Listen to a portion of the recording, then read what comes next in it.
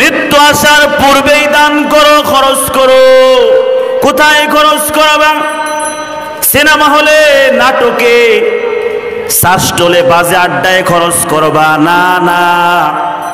আল্লাহর রাস্তায়, কোরআনের রাস্তায় খরচ করো, দান খয়রাত করো। মসজিদ মাদ্রাসার মধ্যে এই যে ওয়াজ মাহফিল চলতেছে ইসলামিক, এখানে দান করলে সব হবে না, গুনাহ হবে। নাটকের মধ্যে দান করলে, অথচ দেখবেন যখন নাটকের জন্য চান্দা ধরা হয়, যদি 500 টাকা ধরা হয়, সে কয় 500 কেন, আমার কাছ থেকে 1000 টাকা নিয়ে যাও, একটা কসকসে একটা নোট দিয়ে দেয়। অথচ ওয়াজ মাহফিল ইসলামিক সবার চান্দা ধরা হয়, 10 টাকা ধরে 5 টাকা দেয়।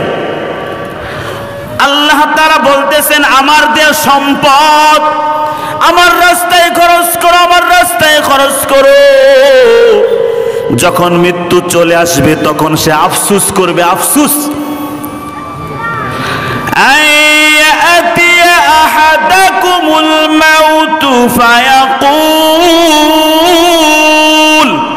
অন্যথায় সে বলবে, রব্বি, হে আমার রব, লাউলা আখরতানি, আমাকে অবকাশ দিন, আমাকে অবকাশ দিন। লাউলা আখরতানি ইলা আজালিন করিব,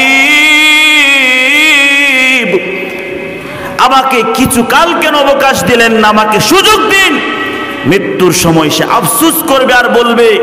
এজন্য মৃত্যু আসার পূর্বে কোথায় দান করতে হবে? আল্লাহর রাস্তায় দান করতে হবে।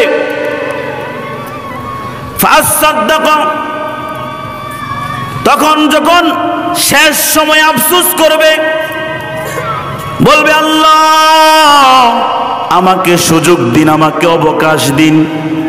ফাসাদদাক, আমি সদকা করব। ওয়া আকুম মিনাস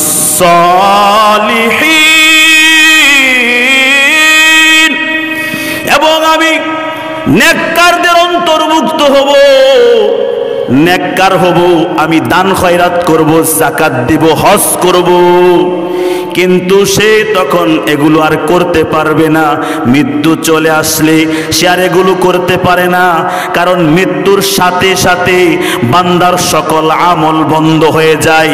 কবরে শুয়ে সুবহানাল্লাহ, আলহামদুলিল্লাহ, আল্লাহু আকবার যদি 500 কোটি বারও যদি পড়েন, কোরআন তেলাওয়াত 36 খতমও যদি দেয়া হয়, বিন্দু মাত্র সওয়াব হবে না, বিন্দু মাত্র নেক হবে না। যা কিছু করতে হবে মৃত্যুর আগে না মৃত্যুর পরে? মৃত্যুর আগেই করতে হবে।